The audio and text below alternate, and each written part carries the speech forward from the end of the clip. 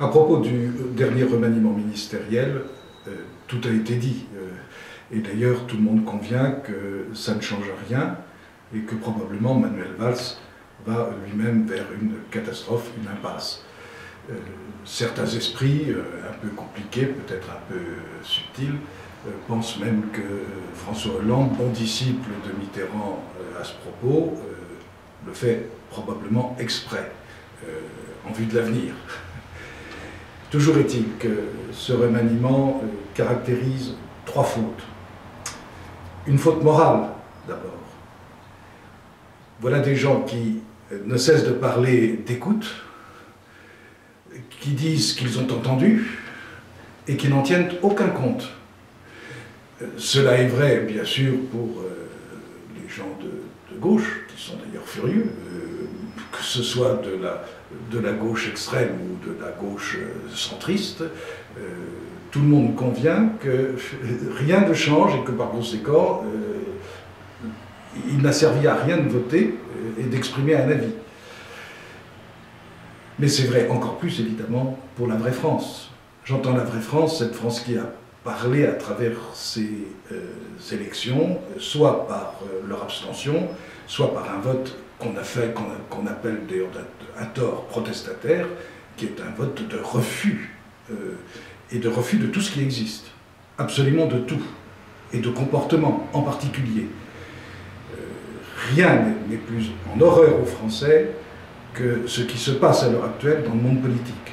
Ces règlements de compte, ces ambitions forcenées avec des hommes médiocres, car ils sont tous médiocres sur le plan moral. Donc c'est grave. Deuxièmement, la faute est politique. Politique parce que précisément rien n'a changé. Et que c'était le moment de comprendre ce qui était une sorte d'appel désespéré des Français.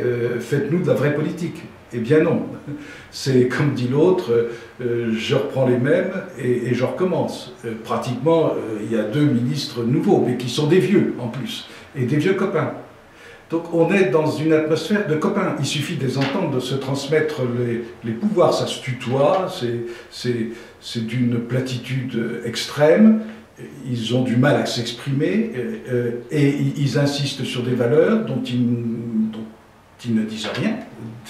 Et c'est leurs valeurs, c'est les valeurs de ce groupe de copains qui se sont emparés des administrations en prenant les ministères et qui se sont donc emparés de la France. Et en réalité, la faute politique, elle est considérable parce qu'il n'y aura aucun changement dans la ligne. Et par conséquent, les problèmes resteront les mêmes et les non-solutions resteront les mêmes. Nous aurons une inflation législative comme d'habitude, avec des lois qui n'auront plus aucun sens, qui seront censées donner des réponses à des questions uniquement d'opportunité, et rien de vrai n'aura été fait. Sauf que d'une certaine manière, François Hollande se sera séparé des Verts. Et en fait, Valls a loupé son opération. Très bien, du coup, il va avoir une difficulté politique supplémentaire. Non seulement il n'y aura pas de changement, mais il aura une difficulté supplémentaire, parce qu'il n'est même pas dit qu'il aura une majorité, et on le verra à la prochaine demande de la confiance. Parce que, incontestablement, on va vers une crise institutionnelle et de plus en plus grave. La majorité sera de moins en moins majoritaire et par conséquent, ni le gouvernement ni le président de la République n'auront de marge de manœuvre. Et enfin, il y a une troisième faute sur laquelle on insiste peu et qui est sans doute la plus grave. C'est une faute de goût. Une affaire de copains. Hollande règle ses problèmes. Il nomme son ancienne compagne, Ségolène Royal. Elle a eu un ministère comparable sous Mitterrand. Il faut remonter à plus de 20 ans. Donc on se retrouve avec des caciques. Et des caciques qui ont déjà copiné. Et copiné dans quelles circonstances? C'est une faute de goût. Il va se retrouver président un conseil des ministres où il aura une ancienne compagne qui était en réalité sa femme, avec qui il faisait la cuisine, avec qui il s'occupait des enfants, avec qui il logeait, avec qui il dormait.